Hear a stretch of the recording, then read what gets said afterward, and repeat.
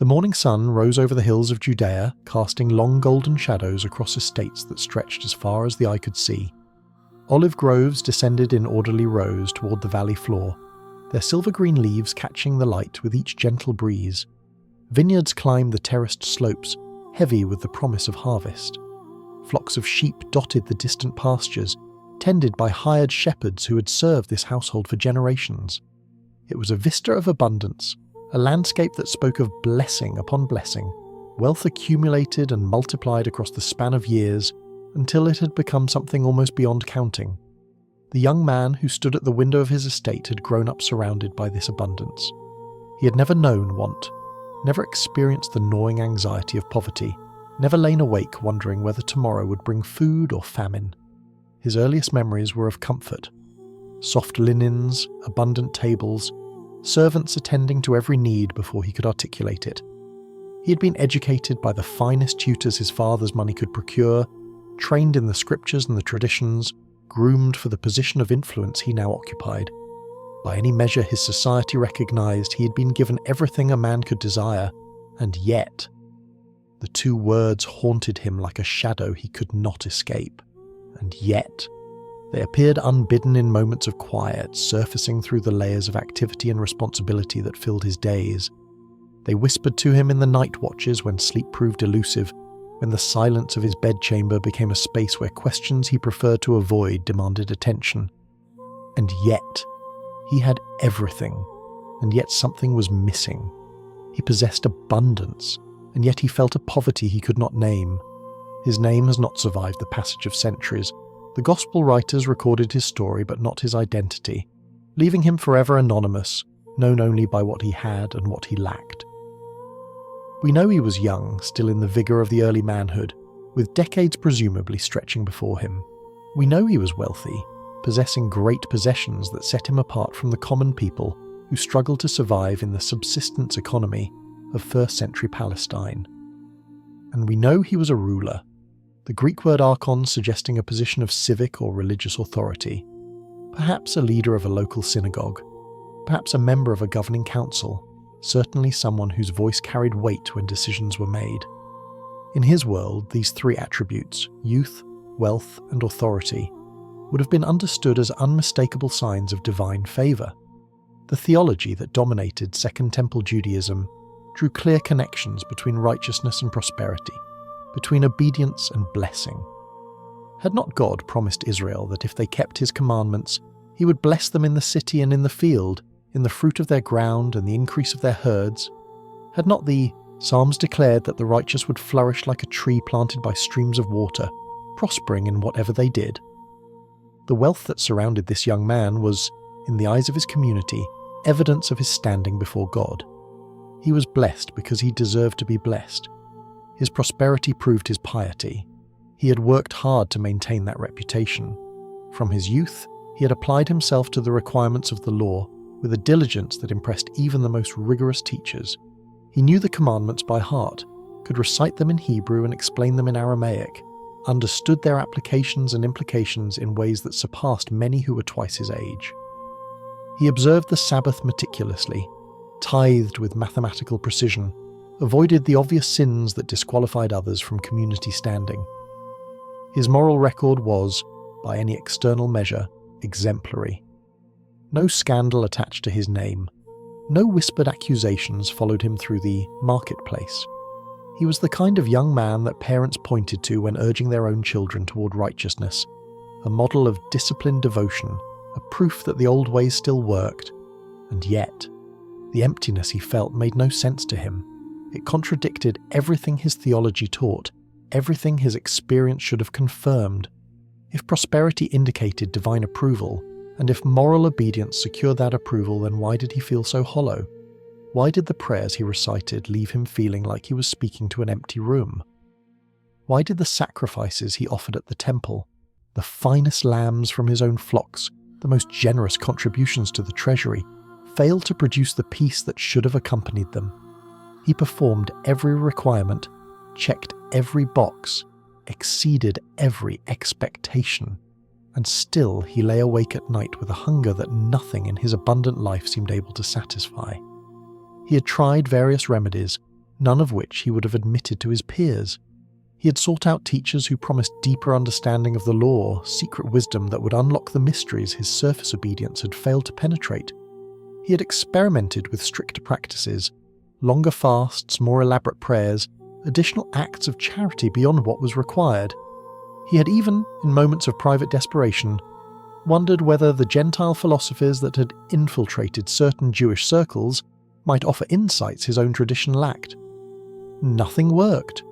The hunger remained, a persistent ache that all his resources could not relieve. His servants had learned to recognize the moods that descended upon him without warning, the distant look that came into his eyes during meals, the restlessness that drove him from room to room without purpose, the long silences that followed questions he could not or would not answer.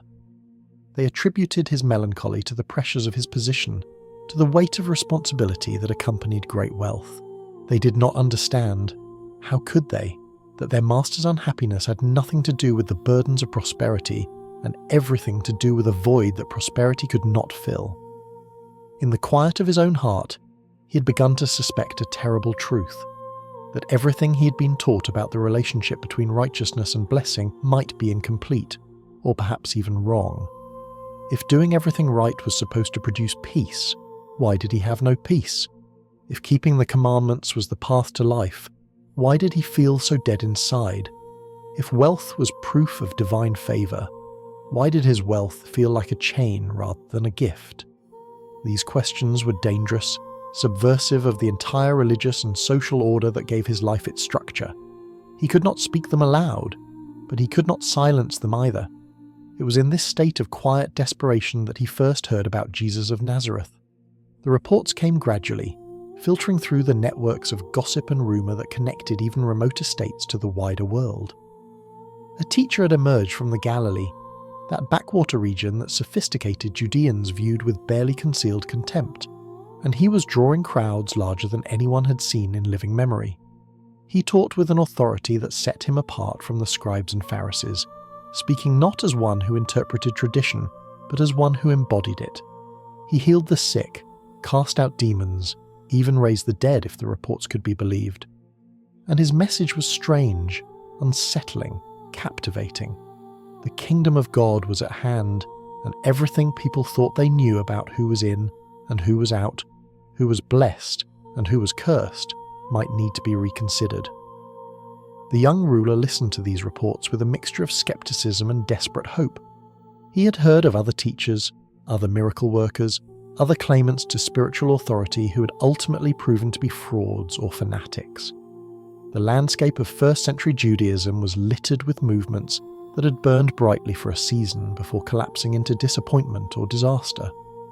There was no reason to assume this Jesus would be any different, and yet, something in the reports resonated with the ache he could not silence.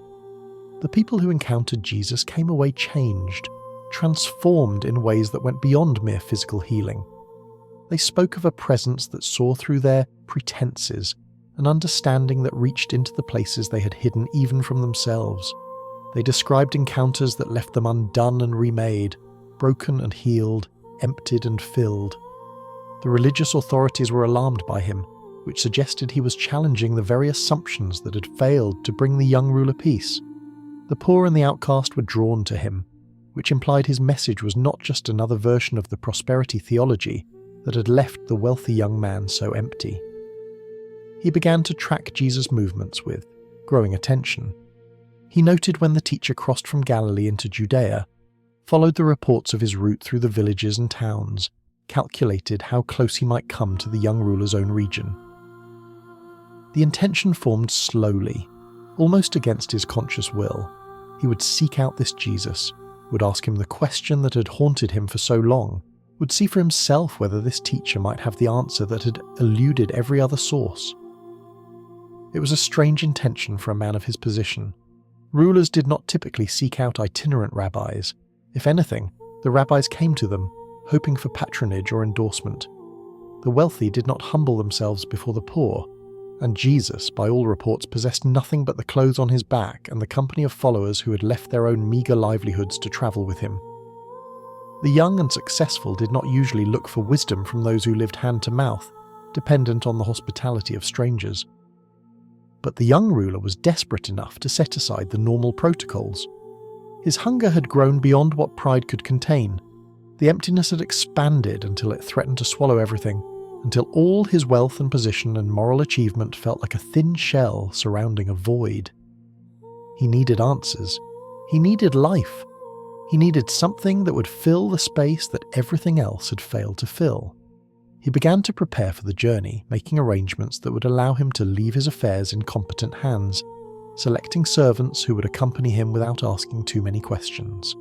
He told those who inquired that he had business to attend to, matters that required personal attention, which was true enough, though not in the way they understood. The business he had in mind was the business of his soul, and he was prepared to travel whatever distance was necessary to resolve it. The reports continued to arrive, tracking Jesus' movements through the region. He was teaching, healing, gathering crowds that numbered in the thousands. He was also generating controversy, confronting the religious establishment, challenging the interpretations that had governed Jewish life for generations, making claims about himself that seemed either blasphemous or revolutionary depending on one's perspective. The young ruler took note of these controversies but did not let them deter him. He was not looking for a safe teacher who would confirm what he already believed. He was looking for someone who might be able to show him what he was missing. The day came when the reports indicated that Jesus and his disciples were travelling along a road that the young ruler could intercept. He set out early, his heart pounding with a mixture of anticipation and fear. He did not know what he would say when he found the teacher. He did not know how Jesus would receive him, whether the rabbi who attracted the poor and the outcast would have anything to say to the wealthy and the privileged. He only knew that he could not go on as he had been going, that the emptiness had become unbearable, that somewhere along the dusty road ahead was his last hope for finding the life that had eluded him, despite all his advantages. The sun climbed higher as he travelled, the familiar landscape giving way to less familiar terrain. He was moving beyond the boundaries of his normal world, beyond the sphere where his name and position commanded automatic respect. Out here, he was just another traveller on a road that had seen countless travellers before him, pilgrims and merchants, soldiers and beggars, people seeking something they had not yet found. He was one of them now. For all his wealth, for all his authority, for all his moral achievement, he was just another seeker, another hungry soul, another human being looking for the one thing that his considerable resources had never been able to provide. Somewhere ahead, the teacher was walking. Somewhere ahead, the question was waiting to be asked. And somewhere in the young ruler's heart, a hope was forming that perhaps, just perhaps, this encounter would change everything. He quickened his pace, his expensive robes billowing behind him, his dignity forgotten in the urgency of his need. He was running toward his answer. He was running toward Jesus. The road stretched ahead through the Judean countryside, a well-worn path that connected villages and towns in a network as old as the land itself. Dust rose with each footfall, settling on the hems of garments and coating the sandals of travellers who made their way along its length. The morning traffic was typical for this region.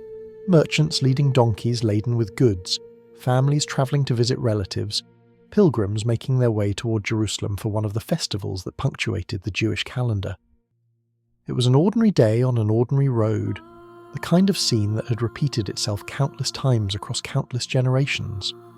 What was not ordinary was the sight of a wealthy young man running.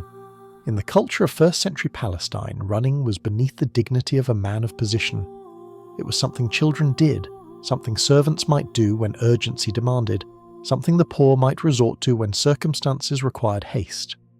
But a ruler, a man of wealth and authority, dressed in fine robes that announced his status to everyone who saw him, such a man did not run. He walked with measured steps, surrounded by attendants, projecting the calm confidence that his position demanded. To run was to appear desperate, undignified, out of control. It was to abandon the carefully cultivated image that separated the elite from the common masses. The young ruler no longer cared about his image. He had spotted the group ahead, a cluster of travellers that matched the descriptions he had gathered, a rabbi surrounded by followers who moved with the purposeful pace of men on a mission. The teacher was in the centre, distinguished not by elaborate dress or impressive entourage, but by something harder to define. a quality of presence that drew the eye even from a distance. This had to be Jesus. This had to be the one he'd been seeking. The servants who had accompanied the young ruler called out in alarm as their master suddenly broke into a run, his robes gathered hastily in his hands, his sandals slapping against the packed earth with an urgency that contradicted everything they knew about proper behaviour. They tried to follow, but he was moving too fast, driven by a force they did not understand, leaving them behind in a cloud of dust and confusion. The disciples noticed him first. Peter, walking at Jesus' right hand, saw the figure approaching at speed and instinctively moved to intercept what might have been a threat. John nudged his brother James, both of them watching with growing curiosity as the obviously wealthy stranger closed the distance between them. The other disciples, Matthew, Philip, Thomas, the rest, turned to observe the unusual spectacle of a rich man running toward their teacher, as if his life depended on reaching him. Jesus stopped walking.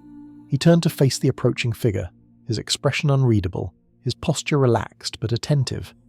He made no move to retreat, no gesture of surprise or alarm. He simply waited, as if he had known this encounter was coming, as if the young man's desperate approach was exactly what he had expected on this particular stretch of road. The young ruler reached the group and did something even more shocking than running. He fell to his knees. The dust of the road puffed up around him as his knees struck the earth, his fine robes pooling in the dirt, his carefully maintained dignity abandoned completely. He knelt before Jesus with the posture of a supplicant, the position of one who acknowledges another's authority, the stance of a desperate man who has exhausted all other options and is throwing himself on the mercy of the only one who might be able to help. The disciples exchanged glances, uncertain how to interpret what they were witnessing. They had seen many people approach Jesus, the sick seeking healing, the curious seeking wisdom, the skeptical seeking ammunition for their doubts, but they had rarely seen anyone approach like this. The combination of obvious wealth and obvious desperation created a cognitive dissonance that none of them quite knew how to process. Rich men did not kneel in the dust before itinerant rabbis, and yet here was one doing exactly that. For a moment the young ruler could not speak. The exertion of his run had left him breathless, but it was more than physical exhaustion that stole his words. Now that he was here, now that the teacher he had sought was standing directly before him, the magnitude of what he was doing crashed over him like a wave. He was exposing himself completely, his need, his emptiness, his failure to find satisfaction in everything his world told him should satisfy. He was admitting, by his very posture, that all his wealth and position and moral achievement had not been enough. Jesus looked down at him with an expression that the gospel writers would later struggle to capture in words. There was no condescension in that gaze, no amusement at the spectacle of a rich man kneeling in the dirt. There was something else, a depth of seeing that went beyond the external markers of status and success, a perception that penetrated to the core of who this young man really was. Jesus saw the fine robes and the obvious wealth, but he also saw what lay beneath, the hunger, the emptiness, the desperate hope that had driven this proud man to abandon his dignity in a public display of need. The young ruler found his voice at last. The words that emerged were the words he'd carried with him through all the miles of his journey, the question that had formed in the emptiness and demanded to be asked. "Good teacher, what must I do to inherit eternal life?" The question hung in the air between them, laden with more weight than its simple words might suggest. On the surface, it was a theological inquiry, a request for instruction about how to secure one's place in the world to come, the sort of question that rabbis fielded regularly from students seeking clarity about religious requirements. But beneath the surface, it was something far more personal, far more urgent. This was not academic curiosity. This was a cry from the depths of a soul that had tried everything and found everything wanting. The disciples leaned in, interested to hear how Jesus would respond. Questions about eternal life were common enough in their circles. The Pharisees and Sadducees debated endlessly about resurrection and the afterlife, about what the scriptures really taught concerning life beyond death. Jesus had addressed these topics before, sometimes with answers that confounded the religious experts and delighted the common people. What would he say to this wealthy seeker who had humbled himself so dramatically to ask? But Jesus did not immediately answer. Instead, he did what he so often did. He responded to the question with a question of his own. "Why do you call me good?" The counter-question caught the young ruler off guard. He had used good as a term of respect, a conventional honorific that students applied to teachers they admired. It was not unusual language. It was not meant to carry deep theological significance. And yet Jesus had seized upon the word as if it revealed something important, as if the young man's choice of language exposed an assumption that needed to be examined. "No one is good except God alone," Jesus continued. The statement was startling in its implications. Was Jesus deflecting the compliment, suggesting that good was too strong a term for a mere human teacher? Or was he doing something more subtle, inviting the young ruler to consider whether he truly understood who he was speaking to, whether the instinct that had called Jesus good might point toward a truth the young man had not yet consciously grasped? The ambiguity was intentional, a doorway that led to depths the seeker would have to choose whether to enter. The young ruler's mind raced, trying to process what was happening. He had come with a question, expecting an answer. A formula, perhaps, a list of additional requirements he could perform, some secret wisdom that would finally fill the void. Instead, he found himself being questioned in return, his assumptions probed, his understanding challenged before the conversation had properly begun. This was not what he had anticipated. This teacher did not operate according to the patterns he knew. Jesus was guiding him somewhere, leading him through a process that went beyond the simple transmission of information. The question about good was not a diversion, but a direction, a first step in a journey that would take the young ruler far deeper than he had planned to go. Jesus was not interested in providing easy answers that would leave the seeker's fundamental orientation unchanged. He was interested in transformation, in uncovering the real issues beneath the surface questions, in diagnosing the disease rather than merely treating the symptoms. The young ruler sensed this, perhaps not consciously, but in the deeper places where truth registers before the mind can articulate it. He had come seeking information, but was encountering something far more demanding. He had come hoping to add one more item to his list of spiritual accomplishments, but was being drawn into an examination of the list itself. The teacher before him was not going to let him remain comfortable. The teacher before him saw through the carefully constructed exterior to the hollow space within, and he was not going to pretend that exterior was sufficient. The road had grown quiet around them. The other travellers, sensing that something significant was happening, had paused to observe. The disciples formed a loose semicircle, close enough to hear but giving space for the encounter to unfold. The servants who had followed the young ruler at a distance stood uncertainly on the periphery, watching their master kneel before a man who appeared to possess nothing yet commanded everything. The dust continued to settle on the young ruler's expensive robes. The sun climbed higher in the sky, heating the air, creating shimmers on the horizon. Time seemed suspended. The ordinary rhythms of travel and commerce paused, while something extraordinary took shape in the space between a desperate seeker and the teacher he had sought. Jesus looked at the young man with an intensity that was simultaneously unsettling and comforting. There was no harshness in his gaze, no desire to humiliate or expose, but there was also no willingness to settle for superficial engagement, no interest in the kind of polite religious conversation that changed nothing and challenged no one. Jesus was going to take this young man seriously, and taking him seriously meant refusing to let him hide behind the question he had asked.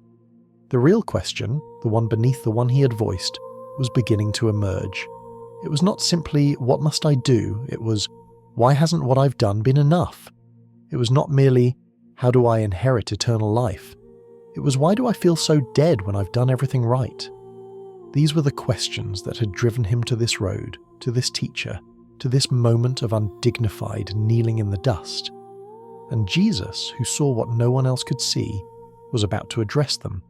But first, he would let the young ruler see for himself just how deeply his sense of adequacy was rooted, and just how inadequate that adequacy truly was. "You know the commandments," Jesus said, beginning the next phase of a conversation that would soon expose everything the young man thought he knew about himself. The encounter was no longer about curiosity. It had become a confrontation of the heart. Jesus began to list them, these ancient words that had shaped Israel's moral imagination for more than 1,000 years.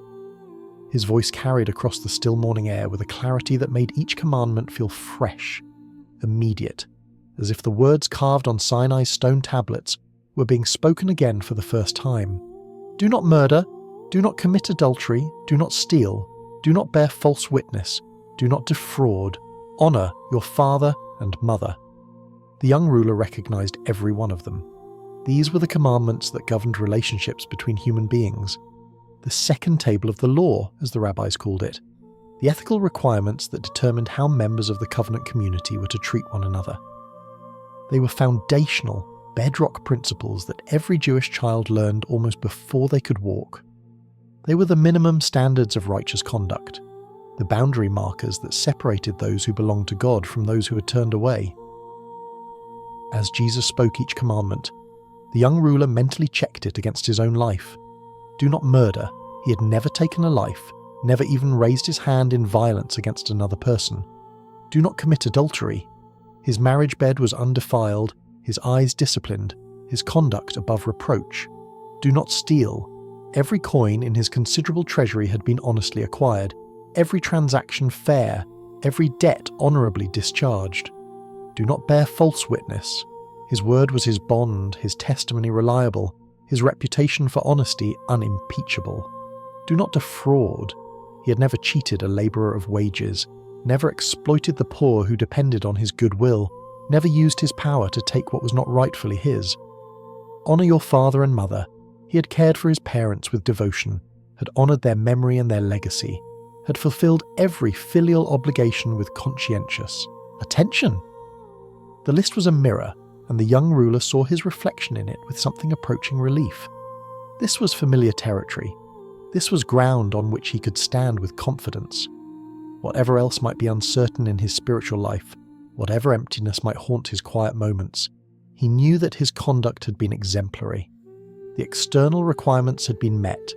The moral boxes had been checked. He answered Jesus with a confidence that was not boastful but simply honest.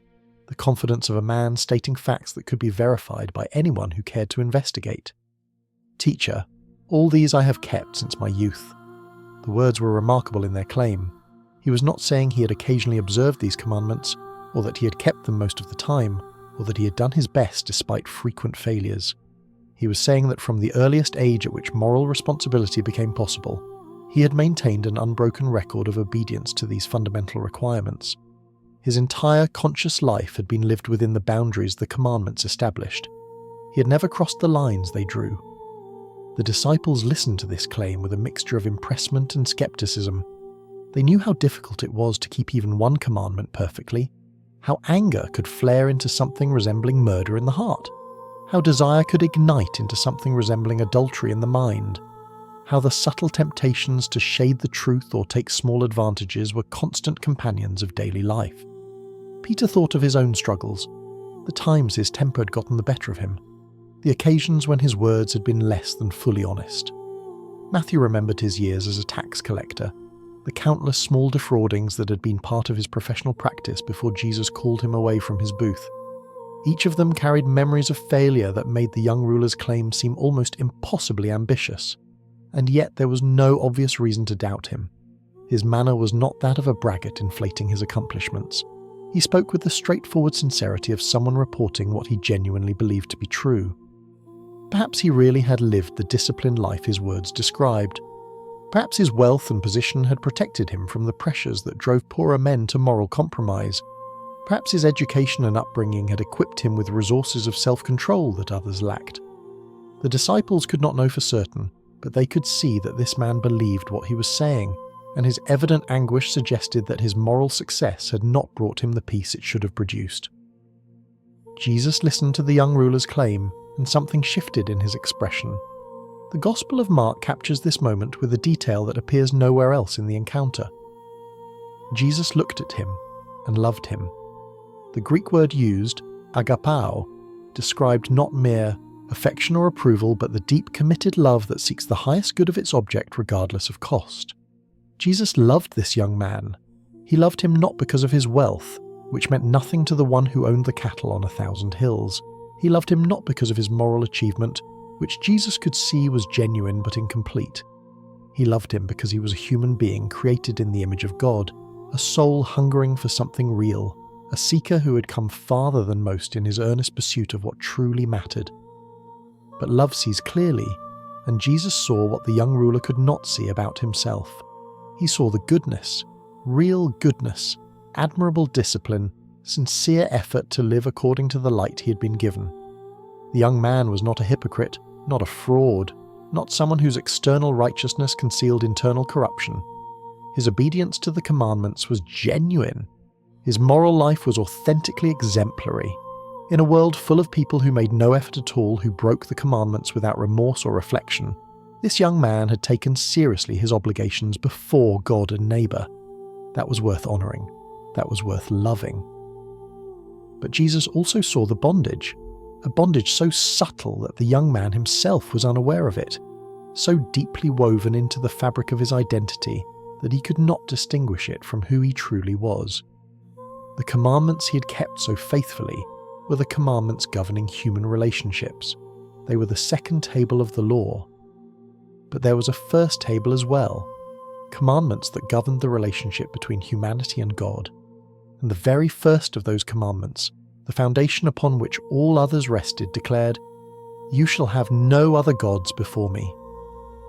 The young ruler had kept the horizontal commandments with impressive consistency, but the vertical commandment, the one that mattered most, the one that gave meaning to all the others, that one he had broken without even realizing it. He had another god, a rival for his ultimate allegiance, an object of trust and devotion that occupied the throne meant for the Creator alone, and that God was his wealth. He did not worship his possessions in any conscious or explicit way. He would have been horrified by the suggestion that he was an idolater. He attended the synagogue, made his pilgrimages to the temple, offered his sacrifices according to the prescribed patterns. His religious observance was as meticulous as his moral conduct. But religion and worship are not the same thing. A person can perform all the rituals and still give their heart to something other than God. A person can keep all the external commandments while organising their entire life around a centre that is not the Lord. The young ruler's wealth was that centre. It was the source of his security, the foundation of his identity, the lens through which he viewed every decision and possibility. When he imagined his future, he imagined it in terms of what his wealth would allow. When he assessed his worth, he assessed it in terms of what his wealth had achieved. When he felt afraid, he comforted himself with the knowledge that his wealth would provide protection. His possessions were not merely things he owned, they were the ground on which he stood, the structure that held his life together, the God he trusted even while he performed the rituals of trusting another. This was why the emptiness persisted despite his moral achievement. This was why peace eluded him despite his religious devotion. The commandments he had kept were important, but they were not the most important. A person could keep the second table perfectly and still be fundamentally disordered, still be in rebellion against the first and greatest commandment, still be bowing to an idol while claiming to serve the living God. Jesus saw all of this in the young man kneeling before him, saw the genuine goodness and the hidden bondage, the sincere effort and the subtle self-deception, the commendable achievement and the tragic insufficiency. He saw a man who had come closer than most to the life God intended, yet who remained separated from that life by an attachment he could not even see. He saw someone worth loving, worth fighting for, worth challenging with a truth that would either set him free or send him away grieving. The disciples did not see what Jesus saw. They saw a successful young man who appeared to have everything together, whose moral resume was more impressive than their own, whose question about eternal life seemed almost presumptuous, given how obviously blessed he already was. They expected Jesus to affirm him, perhaps to offer some additional instruction that would complete his already substantial spiritual portfolio. They were not prepared for what came next. The young ruler, still kneeling in the dust, waited for Jesus' response to his claim. He had laid out his credentials, decades of faithful obedience, a lifetime of moral discipline, a record that any rabbi would have commended. Surely this was enough. Surely the teacher would now give him the final piece of the puzzle, the last requirement that would transform his exemplary life into eternal life, the answer that would finally fill the void. Jesus looked at him with love, that same deep, committed love that sought his highest good regardless of cost. And then he spoke words that would shatter everything the young man thought he knew about himself, about God, and about what it truly meant to be whole. The surface had been addressed, the external obedience had been acknowledged. Now it was time to reach for the heart. "One thing you lack," Jesus said, and in those 4 words the young ruler's world began to tremble. One thing.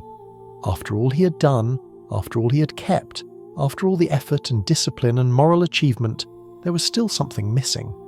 The emptiness he had felt was not an illusion. The hunger that drove him to this roadside encounter was not a false alarm. His intuition that something was wrong had been correct all along. He leaned forward, desperate to hear what this one thing might be, hoping it was something he could do, something he could add to his already extensive list of accomplishments. What Jesus said next would change everything. The words fell from Jesus' lips with a gentleness that somehow made them more devastating, not less. There was no harshness in his tone, no desire to wound or humiliate. He spoke as a physician speaks when delivering a diagnosis that is difficult but necessary, as a surgeon speaks before cutting into flesh that must be opened if healing is to occur. He spoke with love, that same deep love that Mark had noted, and the love was precisely what made the words so penetrating.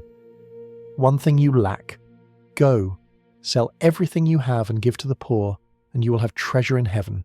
Then come, follow me." The instruction unfolded in 3 movements, each one building on the one before, each one requiring more than the last. First, the release. Sell everything. Liquidate the entire portfolio of possessions that defined this young man's life. Second, the redistribution. Give the proceeds to the poor, transfer the wealth that had been accumulated across generations to those who had nothing. Third, the commitment. Come, follow me. Join the band of disciples who had left their own livelihoods to walk with Jesus wherever he went. The young ruler heard the words, and something inside him began to crack. This was not the answer he had expected. He had come seeking a formula, perhaps an additional spiritual practice he could adopt, another item to add to his already impressive list of moral achievements. He had imagined that the one thing he lacked might be a particular form of prayer he had not mastered, or a special act of devotion he had not performed, or some secret teaching that would finally connect all the pieces of his religious life into a coherent whole. He had thought the remedy for his emptiness would be something he could do alongside everything else he was already doing, an addition rather than a subtraction, an expansion of his existing life rather than an abandonment of it. Instead, Jesus had asked him to give up everything. The command was not, as some have suggested, a universal requirement for all who wish to follow Jesus. The Gospels record no similar instruction given to other seekers, to Nicodemus who came by night, or Zacchaeus who hosted Jesus in his home, or Joseph of Arimathea who provided the tomb for Jesus' burial. All of these were wealthy men. None of them were told to sell all they possessed. Jesus did not oppose wealth as such, did not consider possessions inherently evil, did not teach that poverty was a prerequisite for salvation. He ate with the rich and the poor alike, accepted hospitality from those who had much and those who had little, moved through all levels of society with an ease that suggested material circumstances were not his primary concern. But Jesus always addressed the specific bondage that held each individual captive. He tailored his challenges to the particular chains that needed breaking, the specific idols that needed toppling, the precise point where each person's allegiance was divided between God and something else. For the rich young ruler, that point was his wealth. His possessions had become his master, and no one can serve 2 masters. The only way to break their hold was to let them go entirely. The command was an invitation, not a punishment. Jesus was not trying to impoverish this young man or strip him of the blessings God had provided. He was trying to free him, to liberate him from the bondage that his possessions had become, to release him from the weight of wealth that was crushing his soul even while it elevated his status. The instruction to give to the poor was not merely about the redistribution of resources, It was about the reorientation of the heart. By transferring his treasure from his own storehouses to those in need, the young ruler would be transferring his trust from the security money provides to the security only God can give. And the invitation went further still. Then come, follow me.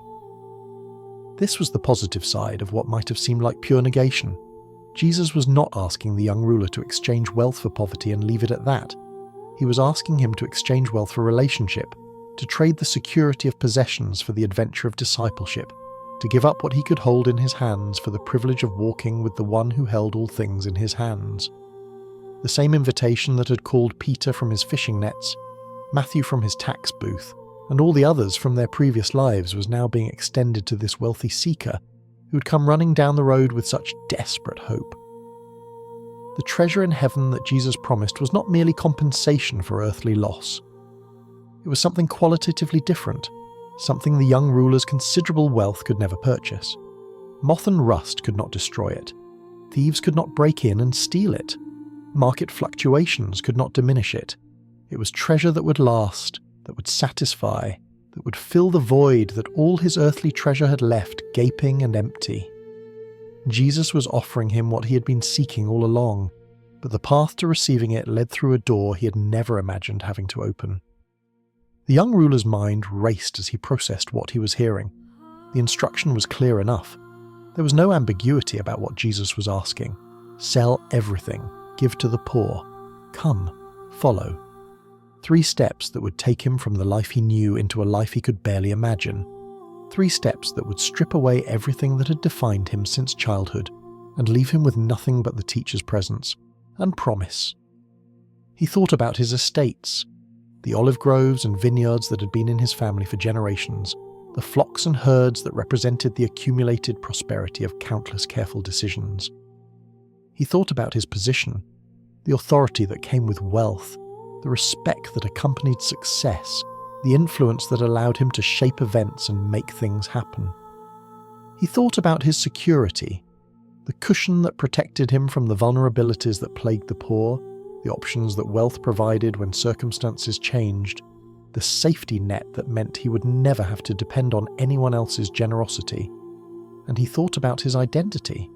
Who would he be without all of this? His entire sense of self was woven through with the reality of his possessions. He was a landowner, an employer, a benefactor, a man of substance. His wealth was not merely something he had. In a very real sense, it was something he was. To give it all away would be to undergo a kind of death. The death of the person he had been for as long as he could remember. The dissolution of an identity that had been constructed over decades of accumulation and achievement.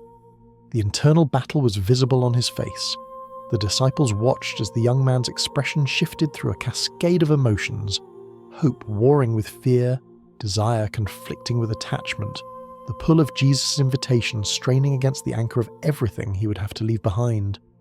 His breath came faster, his hands gripped the fabric of his expensive robes, his eyes darted between Jesus' face and the ground as if searching for some third option, some way to follow without letting go, some path that would lead to eternal life without passing through the narrow gate of total surrender. Jesus waited, his expression steady, his love undiminished by the struggle he was witnessing. He did not soften the requirement, did not offer a compromise, did not suggest that perhaps the young ruler could keep some of his wealth while giving away the rest. The diagnosis had been made, the treatment had been prescribed, the patient now had to decide whether to accept it. Jesus would not force the decision. He never forced decisions. He simply extended invitations and let people choose. The young ruler thought about what it would mean to follow Jesus. He had seen the disciples, their rough clothing, their weathered faces, their dependence on the hospitality of strangers. They carried no purses, owned no property, possessed nothing beyond what they wore and the memories of lives they had left behind. They slept wherever accommodation could be found, ate whatever food was provided, moved from place to place at the direction of a teacher who had famously declared that he had nowhere to lay his head. This was the life Jesus was inviting him to embrace. Not poverty as punishment, but simplicity as freedom, not deprivation as loss, but unburdened movement as gain. Could he do it? Could he release his grip on everything that had seemed so important, everything that had given his life its shape and structure? Could he trust that the treasure in heaven would be worth more than the treasure on earth he was being asked to surrender? Could he believe that following Jesus would fill the emptiness that all his wealth had failed to touch? The moment stretched, pregnant with possibility, suspended between two futures that could not coexist. In one future, he would rise from his knees, return to his estates, resume his life of moral achievement and material success, and carry the emptiness with him to the grave. In the other future, he would give it all away, join the band of disciples, walk with Jesus through whatever adventures lay ahead, and discover whether the promise of treasure in heaven was really true. His face fell. The Greek phrase Mark uses, stinases, suggested a darkening, a clouding over, like the sky before a storm or the face of someone receiving terrible news. The hope that had brought him running down the road began to drain away, replaced by a sorrow so profound that it seemed to age him before their eyes. The young man who had knelt with such desperate eagerness now looked older, heavier, burdened by a weight that had nothing to do with physical loads. He could not do it. He could see the path Jesus was pointing toward, could glimpse the freedom waiting on the other side of surrender, could even feel the pull of an invitation extended with genuine love. But the cost was too high. The letting go was too complete. The death of his current self was too frightening to embrace, even for the promise of resurrection into something better. His breath caught in his throat. His eyes, which had been so eager when he first approached, now glistened with the moisture of grief. He was mourning something, mourning the life he would not live, the freedom he would not experience, the treasure he would not receive. He was mourning his own choice even as he was making it, knowing it was wrong but unable to choose otherwise. Slowly, painfully, he rose from his knees. The dust that had settled on his robes remained, a visible reminder of how far he had humbled himself to ask his question. But humbling himself to ask was not the same as humbling himself to obey. He had run toward Jesus with all the hope his empty heart could muster. Now he would walk away with that hope extinguished, replaced by a sorrow that would follow him for the rest of his days. He did not argue. He did not try to negotiate. He did not ask if there was another way. He simply turned, his face still fallen, his heart still grieving, and began to walk in the direction from which he had come. Each step took him further from Jesus, and closer to the life he could not release. Each step was a choice, repeated again and again, to cling to what he had rather than reach for what he was offered. Each step was a small death, not the death of self that leads to resurrection, but the death of possibility that leads only to the grave. The disciples watched him go, stunned into silence by what they had witnessed. They had seen people reject Jesus before. Pharisees who disputed his teaching, crowds who drifted away when his words became too demanding. But they had never seen anyone come so close, want so much, and still turn away. The young ruler had been right there, kneeling at the feet of the answer to his question, and he had chosen to leave. Jesus watched too, his eyes following the retreating figure with a sorrow that mirrored the young man's own. He had offered liberation, and it had been refused. He had extended invitation, and it had been declined. He had loved, and his love had not been enough to overcome the chains that held this particular soul in bondage. The rich young ruler walked away, grieved, torn, possessing everything the world could offer, and lacking the one thing that truly mattered. And behind him, still standing on the dusty road, Jesus let him go. The road that had seemed so full of promise now stretched before him like a sentence, each step a word in a verdict he had pronounced upon himself. The young ruler walked with the mechanical motion of a man whose body continued to function, while his spirit had gone somewhere else entirely, somewhere dark and heavy, somewhere that replayed the encounter again and again, searching for a different ending that would not come. His servants, waiting at a distance, saw their master approaching and hurried to meet him. They had witnessed the entire exchange from afar, the running, the kneeling, the intense conversation with the rabbi, and now this slow, defeated return. Their faces showed confusion and concern. The master who had set out that morning with such determined energy was returning as if he had aged years in the span of an hour. Something had happened, something they did not understand, something that had extinguished the light in his eyes and bent his shoulders under an invisible weight. He waved them away when they tried to speak, when they offered water or asked if he was unwell. He did not want their comfort. He did not deserve their concern. He wanted only to be alone with the grief that had settled over him like a shroud, to process in solitude the magnitude of what he had just done. He had asked the most important question of his life and received an answer he could not accept. He had been offered everything and had discovered he could not let go of what he already had. The walk back to his estates would take hours, and every moment of those hours was filled with the relentless churning of his thoughts. He replayed Jesus' words, "Sell everything you have, give to the poor, come follow me," turning them over and over like stones in his hands, examining them from every angle, looking for some interpretation that would make them easier to bear. Perhaps Jesus had spoken in hyperbole, as rabbis sometimes did, exaggerating for effect without expecting literal compliance. Perhaps everything did not really mean everything. Perhaps a substantial portion would suffice, a generous donation that would demonstrate good faith without requiring total divestment. But even as he constructed these rationalizations, he knew they were false. Jesus had not spoken with the winking ambiguity of a teacher, testing his students' interpretive skills. His words had been direct, specific, uncompromising. Sell everything. Give to the poor. Come, follow me. There was no interpretive escape hatch, no loophole through which a clever mind could slip while keeping its wealth intact. The instruction meant exactly what it said, and the young ruler knew it, and the knowing was part of what made the grief so sharp. He thought about the moment when his face had fallen, when the hope had drained out of him like water from a cracked vessel. He had felt it happening, had felt his features rearranging themselves into an expression of sorrow he could not control, had felt his heart constricting as the full weight of Jesus' demand settled upon it. He had wanted so desperately to say yes. He had come so far, humbled himself so completely, knelt in the dust before a man who owned nothing while he owned nearly everything. And at the crucial moment, when the path to freedom lay open before him, he had discovered that his chains were stronger than his desire for liberation. The sun climbed higher, and the heat of the day began to build. Sweat formed on his brow, dampening the fabric of robes that suddenly felt absurd in their expense, robes that had seemed like appropriate attire for meeting a respected teacher, but that now seemed like visible evidence of the attachment he could not break. He was wearing his bondage, clothed in the very thing that held him captive. Every thread was a chain. Every embroidered detail was a link in a fetter he had forged himself across years of accumulation. Behind him, growing smaller with each step, Jesus and his disciples remained on the road. He did not look back. He could not bear to see the teacher's face again, could not risk encountering those eyes that had looked at him with such love.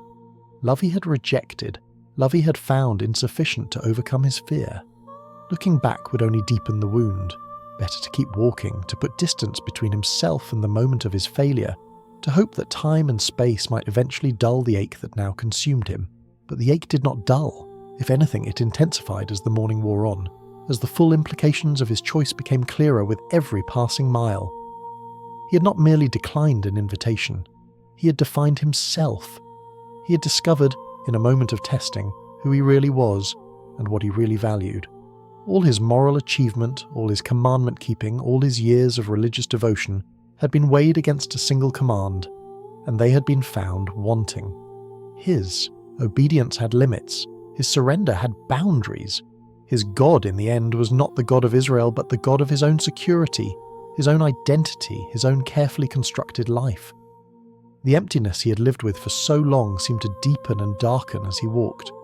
Before this morning, it had been a vague dissatisfaction, a nameless longing, a quiet hunger that nagged but didn't overwhelm. Now it had a shape, a definition, a clarity that made it far more painful. He knew what he was missing. He had seen it in Jesus' eyes, had heard it in Jesus' invitation, had felt its pull in the moment before he turned away. The emptiness was not merely the absence of something good, it was the presence of a choice he had made against that good.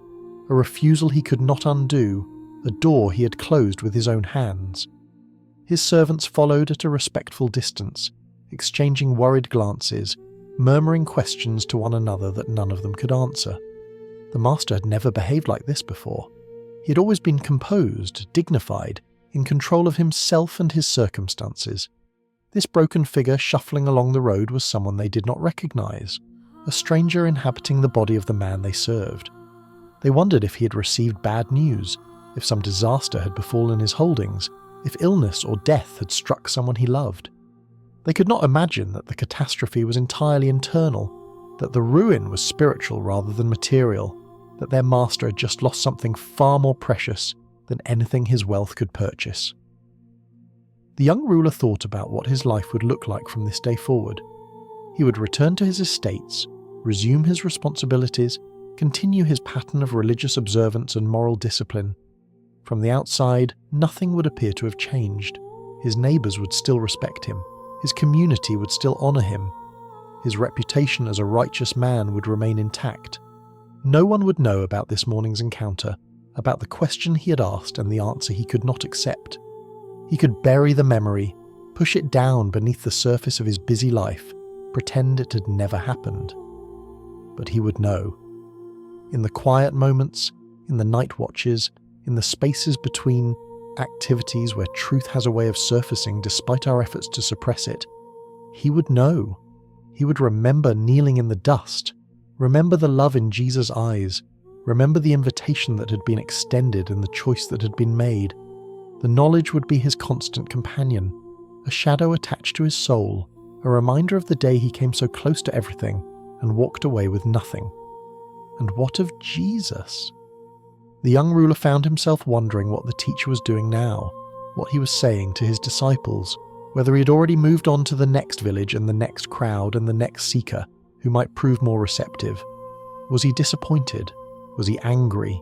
Was he grieved by the young ruler's departure? Or had he already seen so many rejections that one more made little difference? He would never know. He had removed himself from the story, written himself out of the narrative that would continue without him. Jesus would keep teaching, keep healing, keep issuing invitations to any who would hear. The disciples would keep following, keep learning, keep discovering what it meant to have treasure in heaven rather than on earth. And he would keep accumulating, keep achieving, keep performing righteousness that now felt hollow in a way it had never felt before. The irony was not lost on him. He had come seeking life and had walked away more dead than when he arrived. He had come hoping to fill his emptiness and had left with the emptiness expanded, named, made undeniable. He had come running and was leaving shuffling, his feet heavy with the weight of everything he refused to release. The encounter that should have been his liberation had become instead his condemnation, not a condemnation pronounced by Jesus, who had spoken only love, but a condemnation pronounced by his own choice, his own attachment, his own unwillingness to pay the price of freedom. Some tragedies announce themselves with noise and drama, with crashes and screams and unmistakable disaster. This tragedy was quiet. A young man walking slowly down a dusty road, his servants trailing behind, the sun beating down on robes that cost more than most families earned in a year. No one watching would have recognized it as tragedy. It looked like nothing at all, just another wealthy traveller making his way through the Judean countryside, perhaps heading home after conducting some business, perhaps lost in thought about matters of commerce or administration. But the quietness was part of what made it so terrible.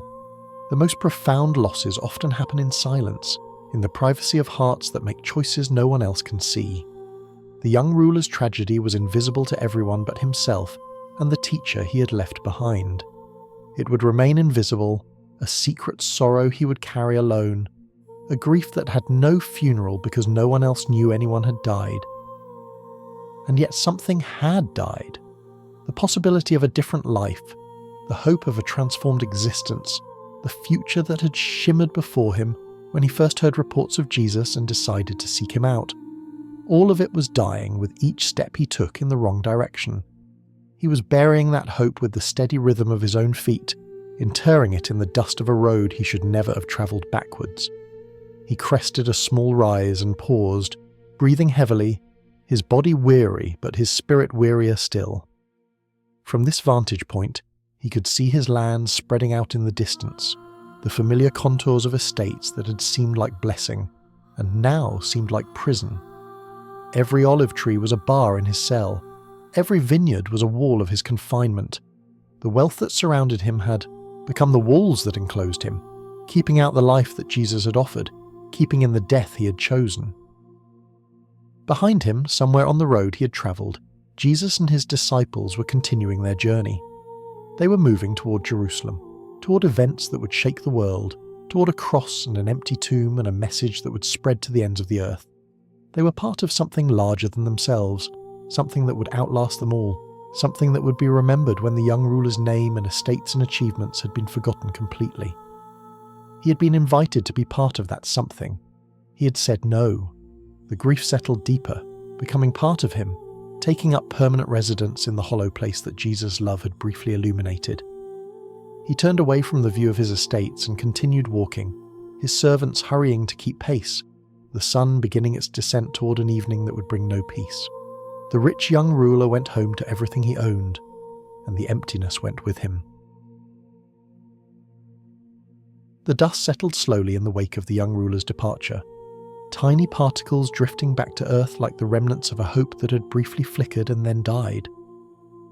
The disciples stood in a loose cluster around Jesus, their faces reflecting the confusion and discomfort that the encounter had produced. They had witnessed something they did not fully understand, a meeting that had begun with such promise and ended with such sorrow, an invitation extended with love and declined with grief. The wealthy young man had come running and left shuffling, and none of them quite knew what to make of it. Jesus watched the retreating figure until it disappeared over a rise in the road, his expression carrying a weight of sorrow that the disciples had rarely seen. He was not angry.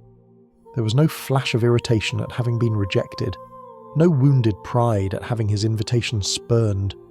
He was simply sad, grieved by the choice that had been made, mourning a soul that had come so close to freedom and chosen bondage instead. The love that had looked upon the young ruler while he knelt in the dust was the same love that watched him walk away, undiminished by the rejection, unchanging despite the refusal. When Jesus finally spoke, his voice was heavy with the gravity of what he was about to say. He turned to his disciples, drawing their attention away from the empty road and toward a truth he wanted them to carry with them for the rest of their lives. How hard it is for the rich to enter the kingdom of God. The words landed among the disciples like stones dropped into still water, sending ripples of shock through their assumptions about how the world worked. Hard for the rich? This contradicted everything their culture had taught them, everything their religious training had reinforced, everything they had observed about the relationship between prosperity and divine favour. The rich were supposed to be the blessed ones, the ones whose wealth demonstrated God's approval, the ones who had an easier path to everything, including presumably the kingdom of heaven. The disciples exchanged glances, their faces revealing the cognitive dissonance Jesus' statement had created. Peter's brow furrowed with confusion. John looked to his brother James as if seeking confirmation that he had heard correctly. Matthew, who had handled money professionally before leaving his tax booth, felt a particular sting in the words, a reminder of the wealth he'd accumulated and the assumptions about blessing that had accompanied it. Each of them had grown up in a world where prosperity signalled righteousness, where abundance indicated approval, where the poor were suspected of hidden sin while the rich were presumed to walk in God's favour. Jesus saw their amazement and pressed the point further, driving it deeper into the soil of their understanding. Children, how hard it is to enter the kingdom of God. It is easier for a camel to go through the eye of a needle than for a rich man to enter the kingdom of God. The image was deliberately absurd, almost comical in its impossibility.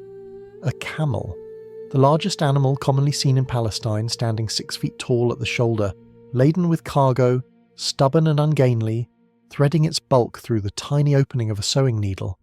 The mental picture was preposterous, and that was precisely the point. Jesus was not offering a difficult challenge. He was describing an impossibility. A camel could not pass through the eye of a needle, not with effort, not with determination, not with any amount of trying. It simply could not be done. Some later interpreters, uncomfortable with the starkness of the image, would attempt to soften it. They would suggest that Jesus was referring to a small gate in Jerusalem's walls called the Needle's Eye, through which a camel could supposedly pass if it knelt down and had its cargo removed. It was a comforting interpretation, transforming impossibility into mere difficulty, suggesting that the rich could enter the kingdom if they were willing to humble themselves and lighten their load. But there is no historical evidence that such a gate existed, and the interpretation misses the force of what Jesus was saying. He was not describing a challenging path. He was describing no path at all, at least no path that human effort could traverse. The disciples were not just amazed now, they were astounded, their astonishment giving way to something closer to despair. If the rich could not enter the kingdom, then who could? In their theological framework, the rich were the most likely candidates for divine acceptance, the ones who had already demonstrated through their prosperity that God was pleased with them. If even they faced an impossible barrier, what hope was there for anyone else? Who then can be saved? The question burst from their lips with the urgency of men confronting the collapse of everything they thought they knew. It was not a rhetorical inquiry, but a genuine cry of confusion, a desperate search for some foothold in a landscape that had suddenly shifted beneath their feet. Jesus looked at them, these men who had left their own livelihoods to follow him, who had taken the first steps of faith without fully understanding where those steps would lead, and his expression softened. He had not spoken these hard words to discourage them, to leave them in despair, to suggest that salvation was impossible for everyone. He had spoken them to clear away the rubble of false assumptions, to demolish the lie that human achievement could purchase divine acceptance, to prepare the ground for a truth that could only be received once all confidence in human capability had been stripped away. With man this is impossible, but not with God. All things are possible with God. The statement was both diagnosis and prescription, both darkness and light. With man relying on human resources, human effort, human achievement, entrance into the kingdom was impossible. Not difficult, not challenging, impossible. No one, rich or poor, could earn their way into God's favour, could perform enough righteous acts to merit salvation, could add up enough moral achievements to qualify for eternal life. The young ruler's commandment-keeping, impressive as it was, had not been enough. And nothing anyone else could do would be enough either. But with God, everything changed. What was impossible for humans was entirely possible for the one who had created humans, who had established the kingdom, who determined its entrance requirements and possessed the power to overcome every obstacle that blocked the way. Salvation was not a human achievement, but a divine gift. The kingdom was not earned but received. The camel could not thread the needle, but the God who made both camels and needles could do whatever he pleased. The distinction was crucial, and it reframed everything the disciples had been taught. Their religious culture had emphasized human responsibility. Keep the commandments, observe the rituals, maintain moral purity, and God will reward you. There was truth in this emphasis. God had given the law precisely so that his people would know how to live in relationship with him. But the emphasis had calcified into a system of merit, a transaction in which human performance purchased divine approval. Jesus was dismantling that system, revealing that even perfect performance, which the rich young ruler had arguably achieved, was insufficient to bridge the gap between human sinfulness and divine holiness. Only God could bridge that gap. Only grace could carry people across the chasm that their best efforts could not span. Only a gift, freely given and humbly received, could accomplish what all the wealth in the world and all the moral achievement in history could never purchase. Peter, who had been processing all of this with characteristic intensity, finally spoke up. His words were not a boast but a question, not a claim to merit but a request for clarification. He and the others had done something the rich young ruler had been unwilling to do. They had left everything to follow Jesus. Did that count for anything? Had their sacrifice mattered? Would there be some recognition of what they had given up to walk this road with their teacher? We have left everything to follow you. What then will there be for us? The question was honest, perhaps painfully so. Peter was not pretending to a purity of motive he did not possess. He had left his fishing nets, his boat, his livelihood, his family connections, and some part of him wanted to know that the leaving had been worthwhile. He had watched a wealthy man walk away from Jesus because the cost seemed too high. He and his fellow disciples had paid that cost, or at least begun to pay it. What would they receive in return? Jesus did not rebuke him for the question. He understood the human need for assurance, the legitimate desire to know that sacrifice would not be in vain. He had asked these men to give up everything, and they had a right to know what everything meant in the economy of God's kingdom. Truly I tell you, at the renewal of all things, when the Son of Man sits on his glorious throne, you who have followed me will also sit on 12 thrones, judging the 12 tribes of Israel. The promise was staggering in its scope. These fishermen and tax collectors, these ordinary men from ordinary backgrounds, would be elevated to positions of authority in the renewed creation that was coming. The kingdom they had been hearing about was not merely a spiritual reality, but a future certainty, a coming age when everything would be made new, and those who had followed Jesus would share in his reign. The thrones they would occupy were not metaphors but promises, concrete assurances that their sacrifice would be honoured in ways that exceeded anything they had surrendered. But Jesus was not finished. The promise extended beyond the 12 to everyone who had made similar sacrifices for his sake. And everyone who has left houses or brothers or sisters or father or mother or wife or children or fields for my sake will receive 100 times as much and will inherit eternal life. 100 times as much. The mathematics seemed extravagant, almost reckless in their generosity. Those who had left houses would receive 100 houses, not in the sense of property accumulation, but in the sense of belonging, of being welcomed into a family that spanned every boundary of blood and geography. Those who had left family members would find themselves surrounded by brothers and sisters beyond counting, a community of faith that would provide the relationships their biological families might have withheld. Those who had left fields would discover that the kingdom's abundance made their former holdings seem pitiful by comparison. And beyond all these interim blessings lay the ultimate promise, eternal life, the very thing the rich young ruler had asked about, the treasure he had sought through moral achievement and religious performance, would be freely given to those who simply followed Jesus. Not earned, not purchased. Given. A gift from the God for whom all things are possible, a grace that accomplished what human effort never could.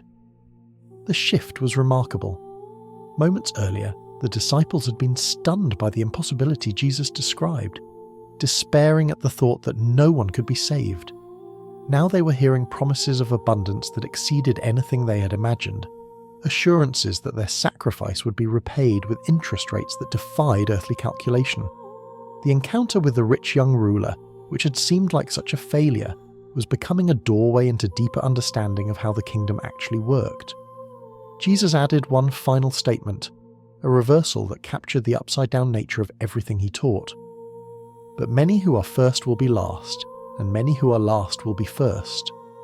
The rich young ruler had been first by every measure his society recognized. First in wealth, first in position, first in moral achievement, first in the esteem of his community. But he would be last in the kingdom, if he entered it at all, because his firstness had become his obstacle, his advantages had become his chains.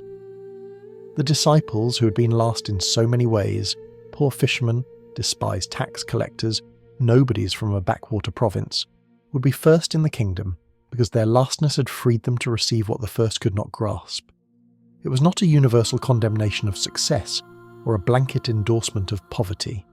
Jesus was describing something subtler and more searching, the way that position and prosperity could become barriers to the surrender that salvation required, the way that having much could make it harder to receive everything. The rich young ruler's wealth had not damned him. His grip on that wealth had. His possessions had not been the problem. His inability to release them had. The lesson settled over the disciples like the dust that had finally finished falling. They were beginning to understand, perhaps for the first time, that the kingdom Jesus proclaimed operated by different rules than the world they had always known. In this kingdom, the last were first and the first were last. In this kingdom, impossibility for humans became possibility with God. In this kingdom, those who gave up everything received more than everything in return. The road still stretched ahead of them, leading toward Jerusalem, toward events they could not yet imagine. The rich young ruler had disappeared over the horizon, carrying his wealth and his sorrow back to a life that would never satisfy. But Jesus and his disciples would keep walking, keep teaching, keep inviting anyone who would listen to exchange the treasures that rust and moth destroy for the treasure that endures forever. The kingdom was still open, the invitation still stood, and with God, all things remained possible. The years passed, as years do, carrying the rich young ruler further from that dusty roadside and the encounter that had defined the rest of his life. He returned to his estates, resumed his responsibilities, continued the pattern of moral discipline and religious observance that had characterized him since youth. From the outside, nothing appeared to have changed. His neighbors still respected him. His community still honored him. His reputation as a righteous man remained intact, perhaps even enhanced by the passing decades as his hair silvered and his bearing took on the dignity of age. But he knew, in the quiet moments that punctuated his busy days, in the watches of the night when sleep proved elusive, in the spaces between activities where truth has a way of surfacing, he knew. He remembered kneeling in the dust, remembered the love in Jesus' eyes, remembered the invitation that had been extended and the choice he had made. The memory never faded, never softened, never became easier to bear. It remained vivid across the years, a wound that would not heal because he would not let it, because healing would have required him to either forget or return, and he could do neither. He heard the reports, of course. Everyone heard the reports. The teacher from Nazareth had continued his ministry after their encounter, had gathered larger and larger crowds, had performed miracles that defied explanation, had taught with an authority that set the religious establishment on edge. He had entered Jerusalem to the acclaim of thousands, palm branches waving, voices shouting Hosanna to the Son of David. And then, just days later, he had been arrested, tried, condemned, crucified, executed like a common criminal on a Roman cross outside the city walls. The young ruler, no longer so young now, had heard this news with a strange mixture of grief and relief.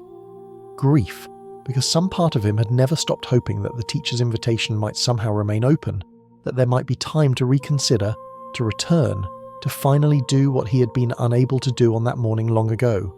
Relief, because the crucifixion seemed to close the door permanently, to remove the possibility of choice, to free him from the burden of an invitation he could never quite forget and never quite accept. But the reports did not end with the crucifixion. Within days, strange rumours began to circulate. Rumours of an empty tomb, of appearances to grieving followers, of a resurrection that defied everything anyone had ever believed about death and its finality. The teacher's disciples, who had scattered in fear when he was arrested, emerged from hiding with a boldness that could not be explained by natural causes. They proclaimed that Jesus was alive, that death had not held him, that he was the Messiah, the Son of God, the Saviour of the world. The movement grew with a speed that alarmed the authorities and amazed the common people. Communities of believers sprang up across Judea, Galilee, Samaria, spreading eventually to the far reaches of the Roman Empire. They called themselves followers of the way, and later they would be called Christians, and the message they carried was the message that had been implicit in Jesus' invitation on that dusty road. Release what you're holding and receive what I'm offering. Let go of the life you've built and enter the life I've prepared. Die to yourself and live forever. The rich man who had walked away heard these reports across the years, and each one reopened the wound he carried. He watched from a distance as others did what he'd been unable to do, as wealthy men and women gave away their possessions, as powerful officials abandoned their positions, as ordinary people left everything to follow the risen Christ. He saw the joy in their faces, the freedom in their movements, the peace that animated their lives even in the midst of persecution and hardship. They had found what he had been seeking. They had received what he had refused, and still he could not let go. His grip on his possessions had only tightened with the years, the attachment strengthening even as its inadequacy became more apparent. He had added to his estates, expanded his holdings, accumulated more than he could ever use or enjoy. Each acquisition was an attempt to fill the void that Jesus had identified, each addition a futile effort to prove that he had made the right choice, that the security wealth provided was worth more than the freedom surrender offered. But the void remained, impervious to every treasure he poured into it, mocking him with its persistence, reminding him daily of what he had traded away. What had he truly lacked? The question haunted him in his later years, when the energy of acquisition had faded and the honest assessment of a life became unavoidable. Jesus had said one thing, as if the diagnosis was simple, the remedy straightforward. But the more he pondered it, the more he realized that the one thing contained everything, that what he lacked was not an addition to his existing life but a replacement of it. Not something more, but something else entirely. He had lacked surrender, the capacity to open his hands and release what he was gripping, to trust that what he received in exchange would be better than what he gave up. His whole life had been built on control, controlling his behavior, controlling his resources, controlling his circumstances, controlling his future. Jesus had asked him to relinquish that control, to trust someone else with the things he had always managed himself, to believe that the one who commanded him to let go would catch him when he fell. He could not do it. His fingers would not open. His grip would not release. He had lacked trust, deep trust, the kind that rests on another's character rather than one's own capabilities. He had trusted his wealth because he could see it, count it, verify its presence whenever anxiety arose. He had trusted his moral achievement because he could review the record, check the boxes, confirm that the requirements had been met. But Jesus had asked him to trust in something invisible, someone he could not control, a promise whose fulfillment lay beyond verification. The treasure in heaven that Jesus offered could not be audited, could not be secured with locks and guards, could not be guaranteed by any mechanism the young ruler understood. It required faith, and faith was the one resource his considerable portfolio did not contain. He had lacked freedom. The irony cut deep. He who had everything was a slave to what he possessed, imprisoned by the very wealth that seemed to offer liberty. His possessions did not serve him. He served them. His estates required management, his holdings demanded attention, his position necessitated maintenance. He was not free to follow Jesus because he was not free at all. The chains were invisible, comfortable, even pleasant to wear. But they were chains nonetheless, and they bound him as surely as any iron shackles bound a prisoner in a Roman dungeon. But perhaps most fundamentally, he had lacked a heart free to follow. This was the one thing that contained all the others, the root from which surrender and trust and freedom grew. His heart was occupied territory, claimed by possessions that had taken up residence and refused to leave. Jesus had not asked him to do something. Jesus had asked him to be someone whose heart was undivided, whose allegiance was uncompromised, whose love for God exceeded love for anything God had provided. The commandments he had kept since youth were external observances. Jesus was asking for internal transformation. The moral achievement he had accumulated was behavioral compliance. Jesus was asking for the heart itself, and that was what made the invitation so terrifying and so beautiful. Jesus was not interested in another religious performance, another item on the checklist, another achievement to add to the young man's impressive resume. Jesus was interested in him, in his heart, his trust, his very self. The invitation to sell everything and follow was not punishment for being rich, but pursuit of someone Jesus loved. It was the most personal, most intimate, most costly request anyone had ever made of him. And he had turned it down because he could not see that the cost was actually the cure, that the letting go was the gateway to receiving, that the death Jesus was describing was the only path to life. The years continued to pass. The rich man grew old in his wealth, surrounded by possessions that testified to his success and condemned his choice in equal measure. He never forgot the encounter. He never stopped wondering what his life might have been if he'd answered differently. In his final days, when the body that had been clothed in fine robes began its inevitable decline, when the hands that had gripped so tightly grew too weak to hold anything at all, he found himself returning again and again to the memory of that morning, that road, that teacher, that invitation. What if he had said yes? The question accompanied him to the grave, unanswered, unanswerable, the great what-if of a life that had contained everything except the one thing that mattered. But the story does not end with his grave, any more than it ended with the encounter on the road or the crucifixion outside Jerusalem. The story continues because the invitation continues, extended now not to a single wealthy young ruler on a dusty Judean road, but to every human being who has ever felt the emptiness that abundance cannot fill, the hunger that achievement cannot satisfy, the longing for life that no amount of living seems to address. What are the riches you cling to? The question echoes across the centuries, gentle but persistent, refusing to be silenced by the noise of daily existence. Perhaps your riches are literal, possessions accumulated, investments secured, financial safety built brick by careful brick against the uncertainties of an unpredictable world. Or perhaps your riches take other forms, reputation that must be protected, relationships that cannot be risked, comfort zones that feel too dangerous to leave. Perhaps your riches are achievements you cannot release, identities you cannot imagine losing, versions of yourself that seem impossible to surrender.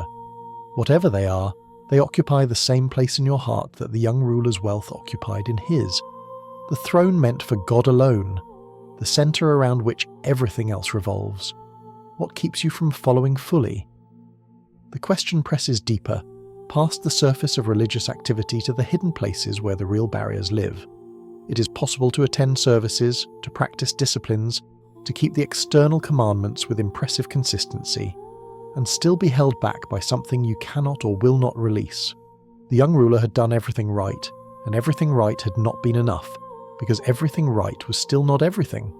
Full following requires full surrender, and full surrender requires letting go of whatever you are gripping most tightly, whatever you have told yourself you cannot live without, whatever has become so essential to your sense of self that releasing it feels like death. And that is precisely what it is. Death. The death of the self that has been constructed around false centres, organised around inadequate securities, built upon foundations that cannot bear the weight of eternal significance. Jesus' invitation to the young ruler was an invitation to die, to let the person he had been expire so that a new person could emerge, to release the identity wealth had provided so that a truer identity could take its place. The resurrection that would follow was real, but it could only follow the crucifixion. The life Jesus offered was abundant, but it could only be received by those willing to lose the life they already had. What does Jesus lovingly invite you to release?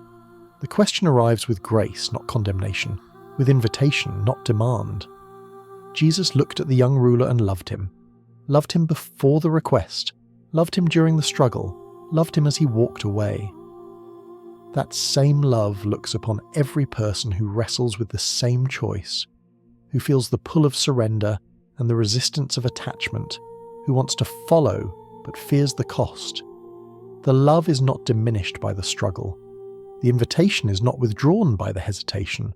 Jesus stands where he has always stood, offering what he has always offered, waiting for hands to open and hearts to turn. The young ruler walked away grieved because he knew what he was losing. His grief was itself evidence that he understood the value of what he was refusing. A man who didn't recognize the treasure would have departed indifferently. His sorrow revealed that he saw clearly, even as he chose blindly. If you feel that same grief stirring, that same recognition of treasure being offered and obstacle being encountered, take heart. The grief is not your enemy. It is the evidence that you can see what the young ruler saw, that you understand what he understood, that you're standing in the same place where he stood. The question is simply whether you will make the same choice. The road stretches out before you as it stretched before him. One direction leads back to the life you have built, the securities you have established, the identity you have constructed from materials that moth and rust destroy.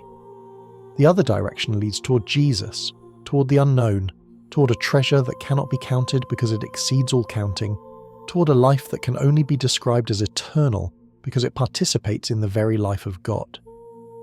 The invitation still stands.